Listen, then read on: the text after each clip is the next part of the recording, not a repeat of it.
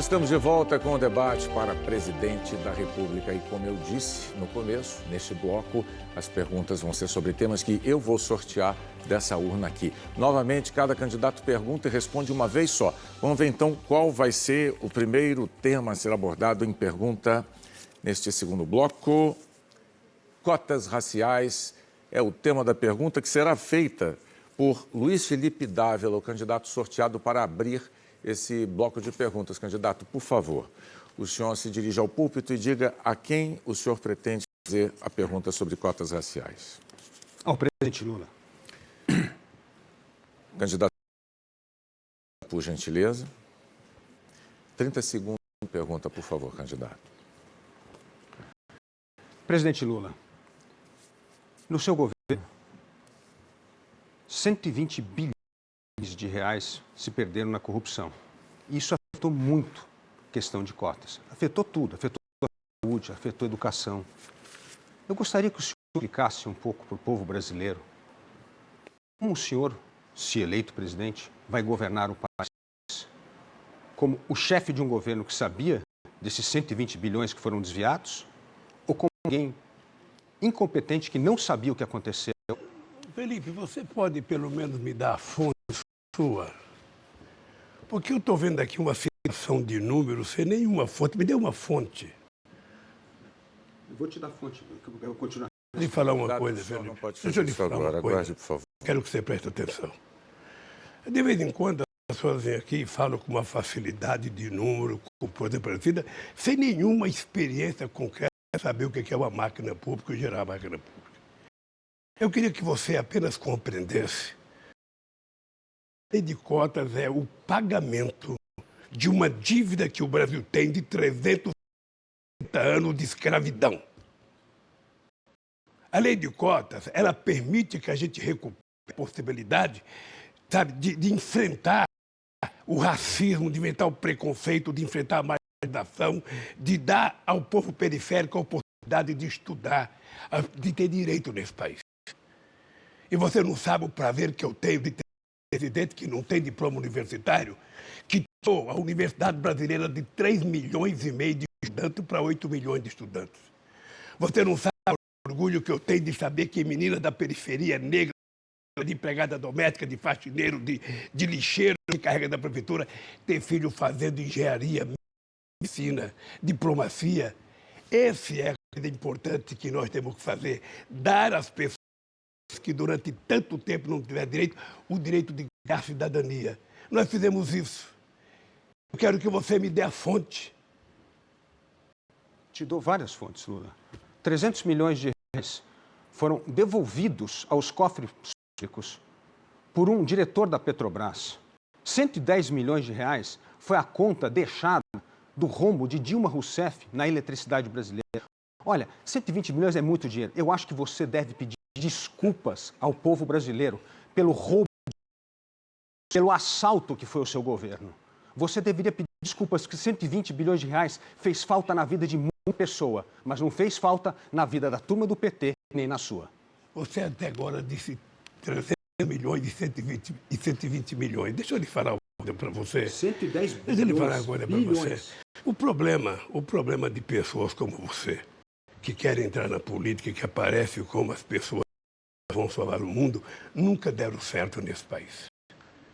Você está diante de uma pessoa que eu quero que você olhe, que é o presidente que mais tem preocupação com a inclusão social nesse país. E é por isso que eu vou votar.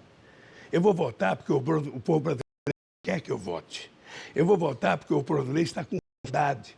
Está com saudade de ter emprego, de ter aumento do salário mínimo, de ter a oportunidade de ter mais saúde, de ter farmácia popular, de ter Brasil sorridente, de ter o SAMU funcionando melhor, de ter acesso a especialistas nesse país. É por isso que o povo quer que eu vote.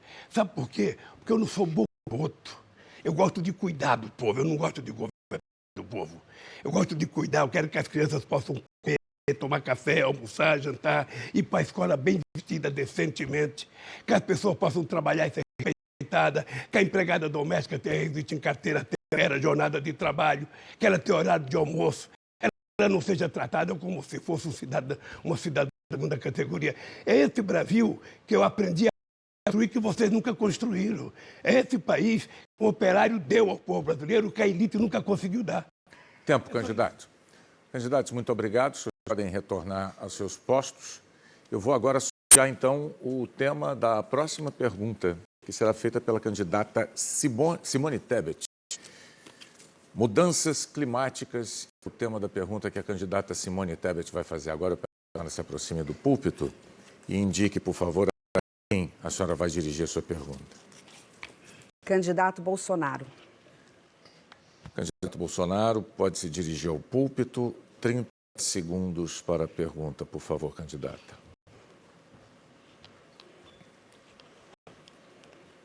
Candidato Bolsonaro, o seu governo foi o governo que mais deixou os nossos biomas, florestas, o meu Pantanal e a Amazônia queimarem e serem devastadas.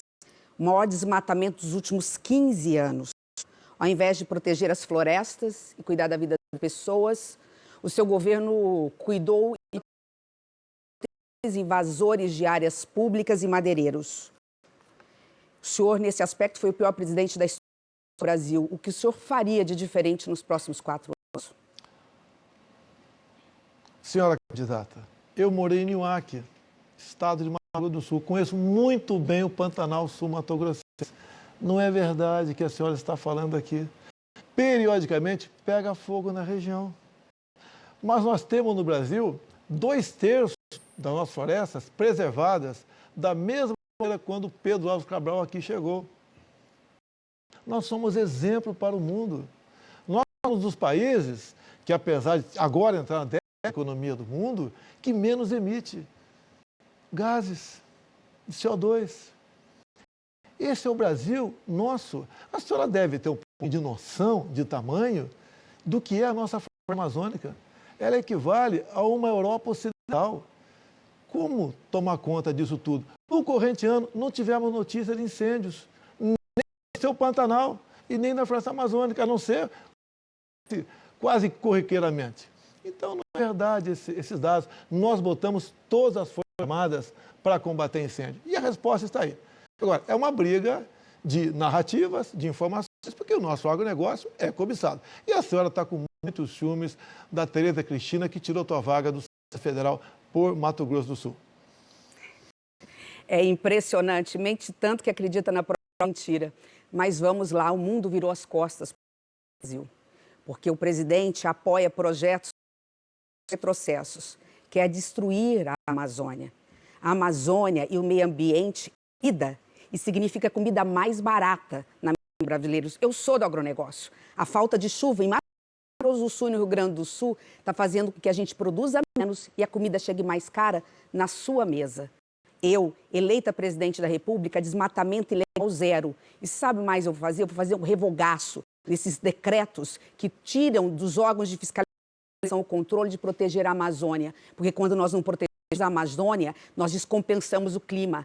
As chuvas em excesso nos grandes centros, lá nas comunidades pobres, derrubam as casas, matam a vida das pessoas mais humildes. Meio ambiente é vida e, portanto, precisa e vai ser preservado no meu governo. Então, a falta de chuva é responsabilidade minha. Parabéns. Senhora candidata, estava toda a imprensa contra mim, fui negociar fertilizantes para o agronegócio. Os navios chegaram. O homem do campo está produzindo. Nós garantimos a segurança alimentar para o povo brasileiro e para mais de 1 bilhão de pessoas ao redor do mundo. E a senhora não falou nada no tocante a isso. No mínimo, um elogio, que eu fui negociar com a Rússia fertilizantes para o nosso Brasil. Eu levei paz ao campo, titulando terras, são 400 mil lotes que nós titulamos.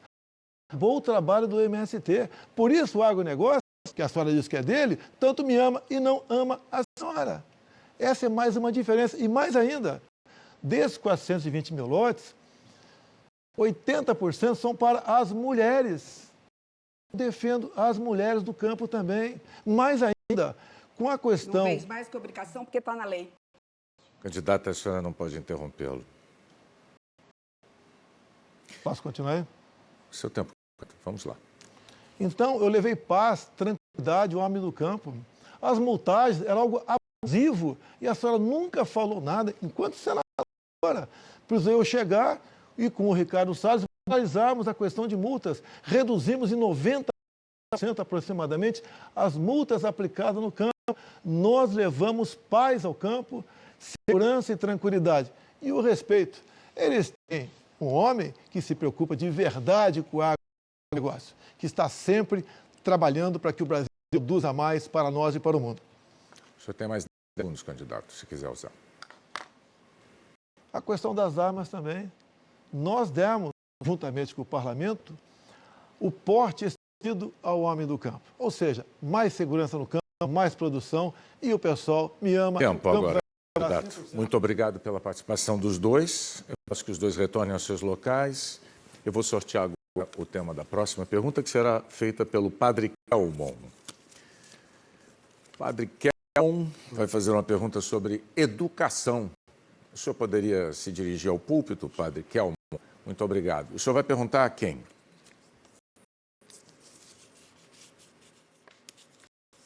Lula. Candidato Lula já foi, candidato. Já fui. O senhor quer que eu dê a lista das pessoas a quem o senhor pode perguntar? Ciro Gomes. Ciro Gomes. Ciro Gomes ainda não foi. Por favor, candidato.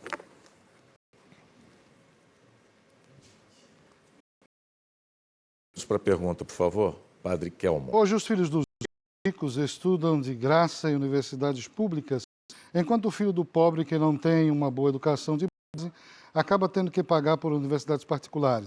As universidades públicas viraram fábricas de militante a serviço do PT. Como você espera acabar com isso? A Colômbia, que é um país muito mais pobre do que o Brasil, garante 25 vagas para cada, 25 vagas para 18 vagas para cada grupo de garotos de 18 a 25 anos. 42 vagas, só 42 vagas para cada grupo de garotos de 18 a 25 anos. O Brasil só dá 18 vagas. Portanto, o último lugar onde a classe média, que está obrigada a pagar dobrado para viver, tem algum retorno do Estado brasileiro, que é certamente oneroso e corrupto, e eu quero consertar isso, é a universidade pública. O que eu quero é expandir, e na verdade eu estou me comprometendo no Projeto Nacional de Desenvolvimento que eu defendo, de transformar a educação pública brasileira em todos os níveis, das 10 melhores do mundo em 15 anos. Do jeito que o povo está cansado de sonhar e de ser enganado, eu preciso dizer um pouco mais. Isso já está acontecendo no Ceará, um dos estados mais pobres do Brasil, já tem hoje 87 das 100 melhores escolas públicas do Brasil. Todas são gratuitas e todas perseguem o melhor padrão que houver de ensino para o filho do pobre, que é a única forma que o filho do pobre da pequena classe média tem de mudar de classe. Mas a educação precisa ser investida na base. Nós, do PTB, acreditamos nisso, que a educação de qualidade é quando você, de fato, passa a investir na criança, no adolescente, e assim chega a tua vida adulta para chegar à universidade e não virar militante de esquerda. Porque esse é o grande problema.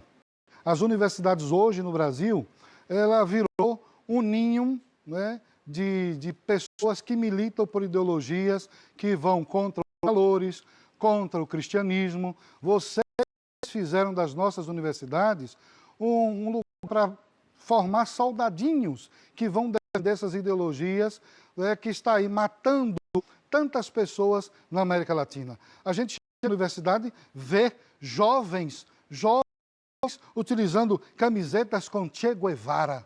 Aí eu pergunto a você, universitário, você sabe quem foi Che Guevara? Um assassino de sacerdotes? Você sabe que Che Guevara... Tempo, candidato. Muito obrigado. A tréplica do candidato Ciro. A educação que eu sou do povo brasileiro é aquela que nós já estamos conseguindo fazer no Ceará. Eu digo isso não é para exibir nada, é apenas para mostrar para você que é possível. E ela começa com uma creche em tempo integral. E eu digo a você, com 8 bilhões de reais, que é a dispensa de impostos de produtos de luxo na cesta básica, eu coloco 1 milhão de crianças. 8 bilhões de reais por ano de dispensa de PIS/COFINS, opção de outros governos que se mantém até hoje. Ou seja, para pegar a cesta básica sem imposto, meter o produto de luxo tipo salmão, queijo suíço, filé mignon, e deixam de pagar 8 bilhões de reais. Só para dar um exemplo prático daquilo que eu quero fazer. E o ensino há de ser em tempo legal profissionalizante. Também já temos no Ceará bem avançado, 60% das nossas escolas já são em nível médio em tempo integral. E o profissionalizante resolve a contradição da garotada, que não consegue o primeiro emprego. 14 milhões de jovens brasileiros hoje estão empregados e sem educação. Eles estão chamando cinicamente de nem estudam, nem têm oportunidade de trabalhar. Nós estamos resolvendo isso como? O aluno que sai da escola de nível médio em tempo integral vai fazer um estágio remunerado pelo governo os 6 primeiros meses e tem sido de mais de 90% o aproveitamento e a retenção desses jovens estudantes nas empresas privadas. O ensino tem que mudar o padrão. Ao invés do decoreba antigo, que o beabá não leva mais ninguém para frente, o ensino deve ser emancipador da capacidade de formar um profissional para o mundo digital, para a economia do conhecimento. E aí isso bane completamente a preocupação de qualquer um, porque se eu ensino um estudante a pensar, a olhar a mesma coisa de 2, 3, 4 ângulos diferentes e formar sua própria opinião, nunca mais ninguém vai poder alegar esse tipo de manipulação, que é lenda do que fato. Lenda? Isso é verdade. Várias universidades que você vai... Tempo esgotado, candidatos, muito obrigado. Nós vamos agora fazer o sorteio da pergunta que será formulada pela candidata Soraya Tronic. Vamos ver aqui.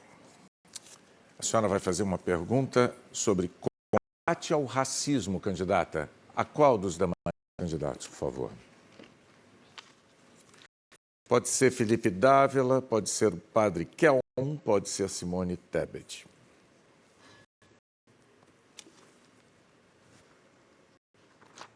Vamos escolher candidato. Vamos para o padre. Candidato padre. 30 segundos, por favor, para a senhora fazer a pergunta. Candidato,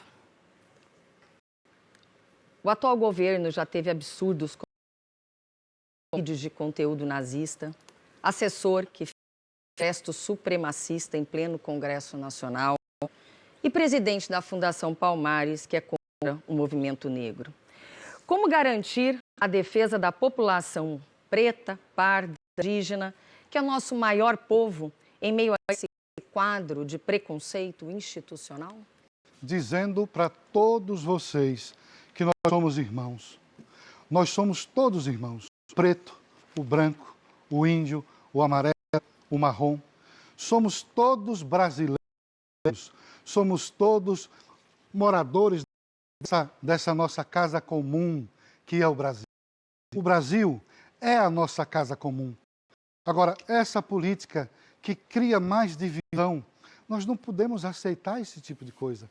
Nós temos que entender que como nós somos brasileiros, irmãos uns dos outros, preto, branco, índio, mulato, pardo, nós somos todos cristãos também.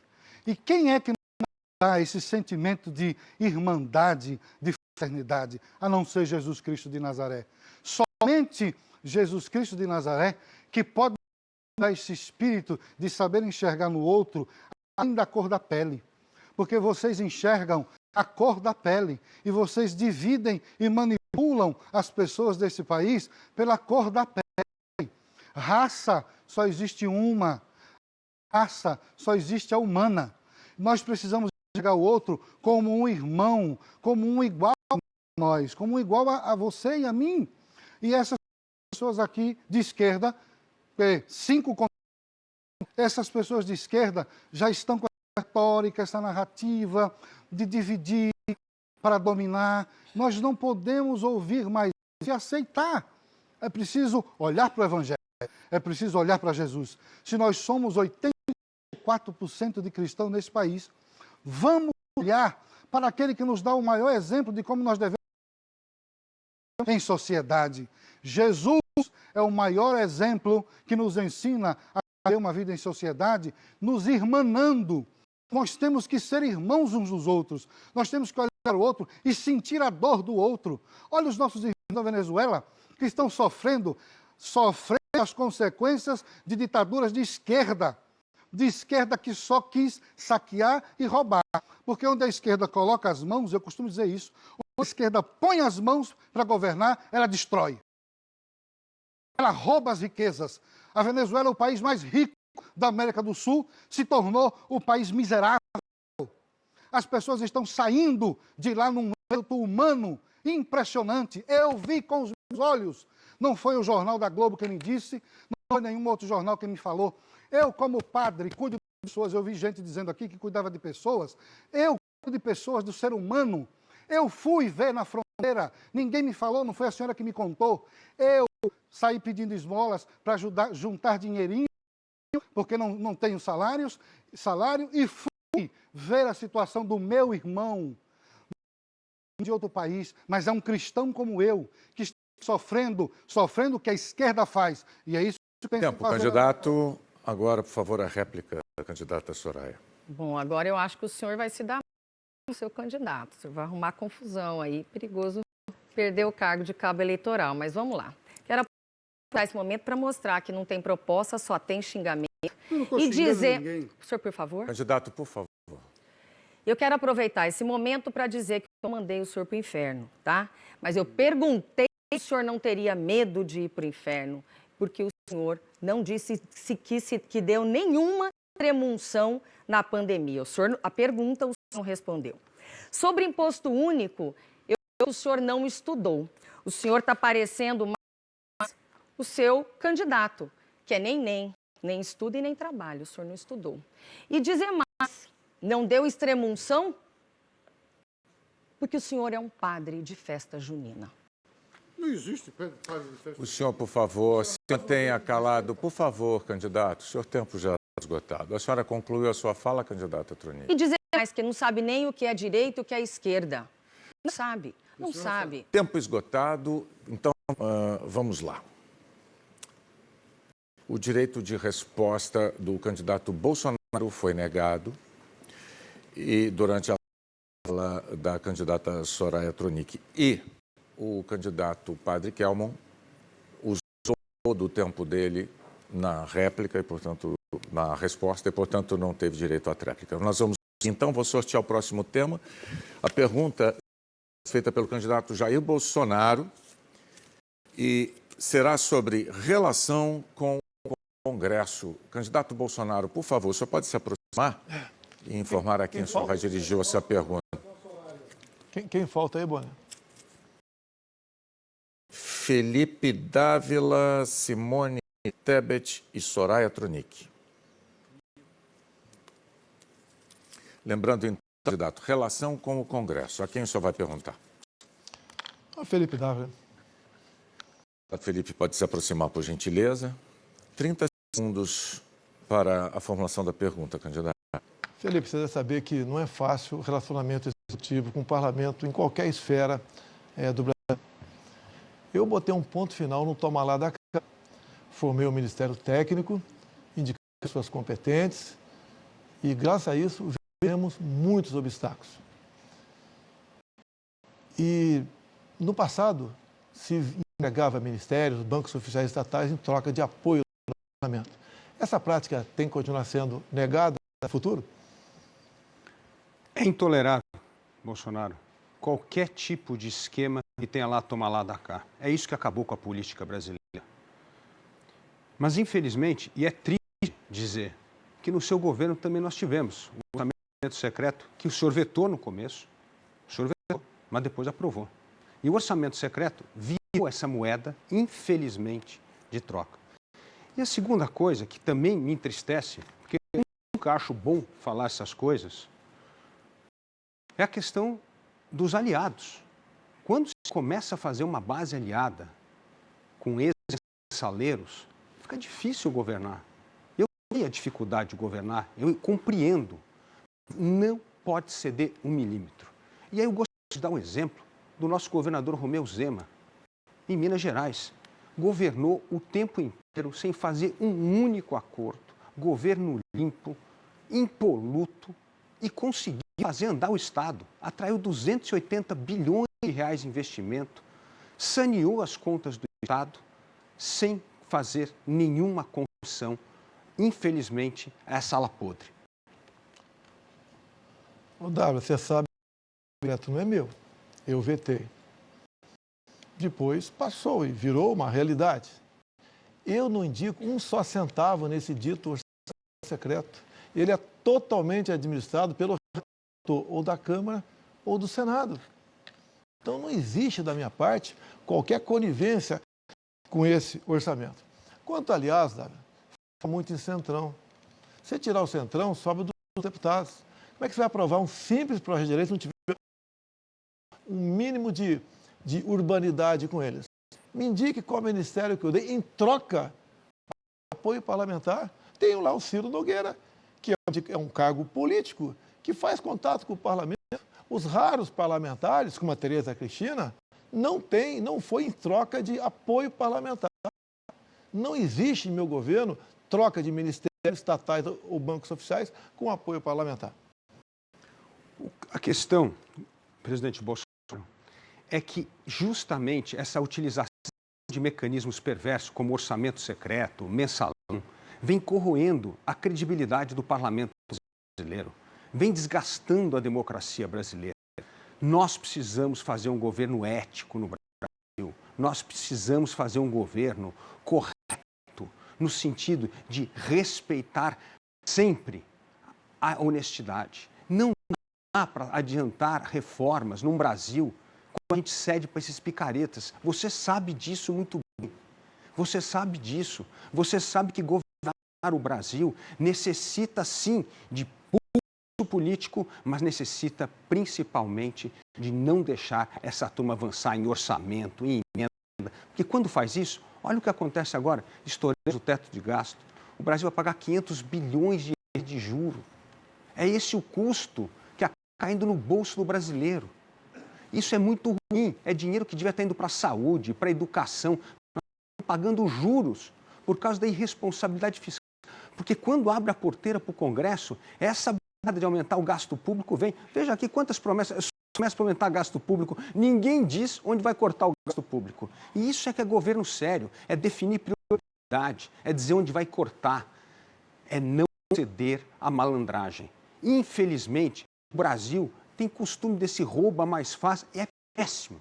Por isso que eu peço a você para votar no presidente novo, porque lá não tem roubo e a gente faz. É assim que se faz política. Está na hora de realizar política no Brasil. Chega mais do mesmo. Obrigado, candidatos. Para que retornem aos seus assentos, por favor. Durante a réplica da candidata Soraya Tronic, o candidato Padre Kelmon pediu o direito de resposta e foi concedido. Por favor, eu peço que o senhor venha ao púlpito e faça uso do seu direito de resposta em 1 minuto, por favor. Eu queria dizer à candidata Soraya que se alguém aqui faltou com respeito, é a senhora, porque a senhora desrespeita por não o valor e o significado de um sacerdote. O brasileiro sabe, os 84% da população brasileira sabe qual é o valor de um sacerdote, aquele homem que se dedica à vida do pobre, aquele homem que serve no altar, traz para você Jesus Cristo presente na Eucaristia. O povo brasileiro sabe disso, mas a senhora desconhece isso. A senhora desconhece o valor de um sacerdote, porque nós estamos aqui, tanto como qualquer outro sacerdote no país. Nós sabemos da importância do zelo pelo ser humano, mas um zelo onde a verdade é primordial e não falácias, mentiras, de que vai fazer aquilo que não pode fazer.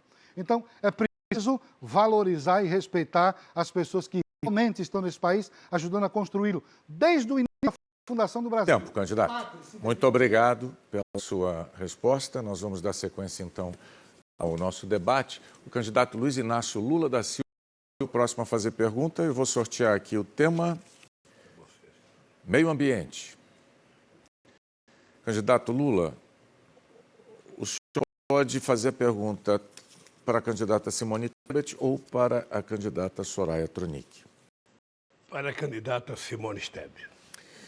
Candidata Simone, por favor. 30 segundos para a pergunta, candidato Lula. Candidata, todos nós sabemos e acompanhamos pelo noticiário de que em um determinado momento no atual governo, o Brasil desrespeitou todo e qualquer comportamento na defesa da questão do clima. Eu queria saber o que a senhora propõe para resolver a questão do clima no Brasil. Bom, candidato Lula, nada é por acaso nessa vida. Nós falamos, acabei de falar de mudanças climáticas com o atual presidente da República e mais uma vez ele vem com inverdades, ele fala de questões que ele não conhece ou simplesmente que não se importa. Quando nós falamos de meio ambiente, de mudanças climáticas, nós estamos falando de vidas. No meu governo é desmatamento ilegal zero. Nós vamos devolver lá para a Amazônia, para os biomas brasileiros, os órgãos de fiscalização e controle, para que protejam as nossas matas, para que protejam os nossos rios. Nós vamos fazer mais, nós vamos mostrar. Não é meio ambiente ou agronegócio, é meio ambiente, é natureza e desenvolvimento. Eu sou do agro, o agro põe comida barata na mesa do brasileiro.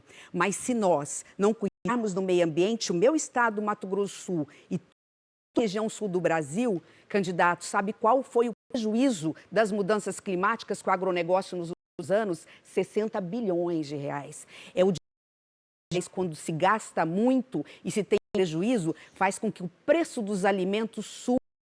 E aí, no supermercado, o pobre não consegue comer. Hoje ele come arroz ou feijão. Então, cuidar de meio ambiente é cuidar da vida. É isso. Nós vamos cumprir o Acordo de Paris. Nós vamos deixar de ser pária internacional, porque hoje tem vergonha de nós. E mais, é muito importante esta questão. Nós vamos fazer dinheiro. Por quê? Preservar hoje gera dinheiro. O mundo quer pagar, porque nós temos o mundo quer.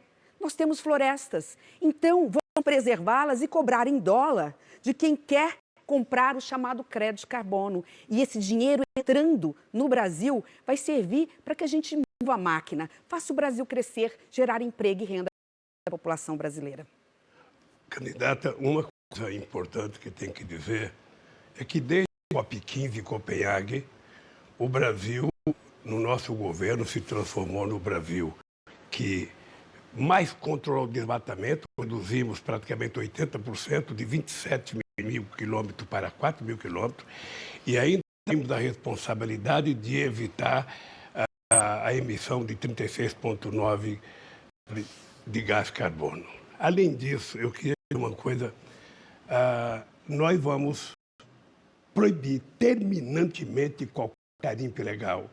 Não é necessário nenhum cidadão do agronegócio invadir a Amazônia ou o Pantanal. Quando eu era presidente, as pessoas queriam plantar cana no Pantanal, eu não deixei. Por quê? Porque nós temos 30 milhões de terra degradada, de pasto degradado, que você pode utilizar para plantar o que você quiser, sem precisar derrubar uma árvore e fazer uma agricultura de baixo carbono, que é o que o Brasil precisa. Nesse momento, nós conversamos, candidato Lula, 3 mil árvores foram derrubadas na Amazônia. Essa é a média. Nós temos que cuidar do meio ambiente, nós vamos cuidar do negócio e nós vamos cuidar da agricultura familiar. Mas nós vamos cuidar também de quem mora no norte. Lá eles podem explorar, porque é a pecuária intensiva, é o açaí, é o extrativismo ali da pedra para sustento da sua família. Então, é isso, não é a meio ambiente ou desenvolvimento. É possível e nós vamos garantir aos homens que moram no norte, aos homens que ali precisam do seu sustento, inclusive com a agricultura familiar, criar todas as condições. Mas seremos intolerantes, intransigentes e puniremos com rigor toda e qualquer invasão de área pública, grilheiro e minerador. E por fim, nós vamos fazer um revogaço nos decretos que são retrocessos do atual presidente da República. Muito obrigado. Durante a réplica da candidata Simone Tebet, o candidato Bolsonaro pediu direito de resposta, ele foi negado, candidato. Eu queria lembrar que o direito de resposta se refere àquelas ofensas à honra pessoal de um candidato e é assim que a gente analisa antes de conceder ou não. Eu vou dar sequência ao nosso debate. Agora quem vai fazer a pergunta é o candidato Ciro Gomes e ele vai fazer a pergunta à candidata Soraya Tronic. Eu peço aos dois que se apresentem ali ao púlpito e eu vou aqui sortear o tema. Emprego, candidatos. O candidato Ciro vai fazer em 30 segundos uma pergunta sobre emprego para a candidata Soraya Tronic. Senadora, o Projeto Nacional de Desenvolvimento que eu advogo resolve as questões elas estão hoje se apresentando no seio da brasileira. Renegociar dívidas dos 66 milhões de pessoas, refinanciando com desconto e estabelecer um programa de renda mínima de cidadania de R$1.000 em média ao domicílio, e eu tenho todos os recursos já bem mapeados. Porém, a grande política é o emprego. Minha proposta é 5 milhões de empregos em 2 anos. Candidato. Sim. Uma belíssima oportunidade para a gente realmente trazer propostas, que é o que eu vim brincar aqui não. Eu vim falar de Brasil, trazer os problemas, um diagnóstico, trazer soluções. A nossa proposta do Imposto Único Federal tem o condão de ajudar na geração de empregos. E, na verdade, como o padre disse, é uma mentira, né? Nós não vamos criar mais impostos. Na verdade, vamos substituir 11 tributos federais por um imposto só. Esses tributos, que hoje significam cerca de 25% na carga tributária sobre o consumo, passarão para a movimentação financeira. Essa substituição, nós iremos desonerar a folha de pagamento do empregador, que só da contribuição previdenciária significa cerca de 20%. Também desoneraremos os funcionários, que vão de 7,5% a 14%. Só aí nós já iremos permitir que o empregador se anime em contratar mais pessoas, é óbvio. Além disso, candidato, nós iremos fazer uma proposta de compensação de dívida ativa. Você, empregador, que está na dívida ativa, o que você vai poder fazer? Ao invés de refis, ao invés daquelas ações judiciais, nós iremos propor que você faça uma compensação do que você já deve, criação de novos postos de trabalho. Tudo isso dentro desse pacote econômico que nós propomos, que é a principal questão para o Brasil, porque para cuidar das pessoas, para cuidar de você, nós precisamos cuidar das contas. Por isso, a mãe de todas as reformas é a reforma tributária, para quem nunca ninguém deu a atenção devida. Então, é dessa forma que nós vamos gerar empregos. Senadora Soraya, eu concordo completamente, por isso o Projeto Nacional de Desenvolvimento que eu advogo propõe uma profunda reforma fiscal que deixa líquidos 300 bilhões de reais por ano. Com 100 bilhões de reais eu quero abater impostos, especialmente sobre os mais pobres e a classe média, e com 200 bilhões de reais retomar o desenvolvimento. Porém, isso tem tempo para conseguir. Qual é a minha proposta, então? É renegociar imediatamente a dívida das famílias, porque o consumo das famílias é o maior motor de atividade econômica. Renegociar, enfim, a dívida das empresas, 6 milhões de empresas estão no Serasa, 6 milhões sala de quebrar. E fazer um grande e massivo programa de emprego, retomando 14 mil obras paradas.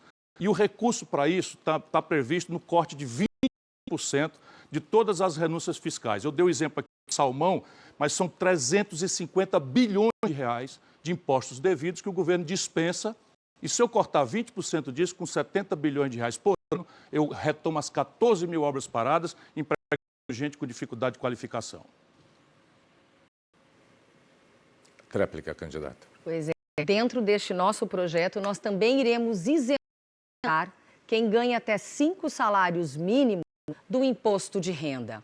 Então, isentando, tirando das suas costas o INSS, para você que ganha até R$6.000, vou dizer, você vai sobrar mais um salário ao longo do ano, como se fosse um 14º salário.